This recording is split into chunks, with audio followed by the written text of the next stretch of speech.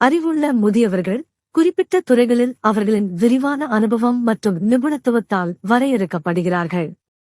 அவர்களின் நிபுணத்துவம் பல ஆண்டுகால நடைமுறை பயன்பாடு மற்றும் கல்வி ஆய்வு மூலம் திரட்டப்படுகிறது.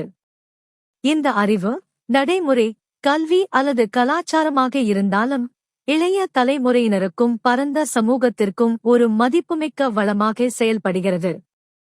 மூத்தவர்களிடமிருந்து அறிவு பரிமாற்றம் வழிகாட்டுதல் திட்டங்கள், ஆலோசனை பாத்திரங்கள், கல்வி முயற்சிகள் மற்றும் சமூக பட்டறைகள் மூலம் நிகழ்கிறது. இந்த தொடர்புகள் நுண்ணறிவு, திறன்கள் மற்றும் வரலாற்று கண்ணோட்டங்களை பகிர்ந்து கொள்ள உதவுகின்றன. அறிவு பரிமாற்றம் மற்றவர்களின் கற்றல் அனுபவங்களை பலப்படுத்துகிறது. அறிவுள்ள முதியவர்களின் நிபுணத்துவத்தை ஒருங்கிணைப்பது முடிவெடுப்பதை மேம்படுத்துகிறது மற்றும் சிக்கல் தீர்க்கும் திறனை மேம்படுத்துகிறது.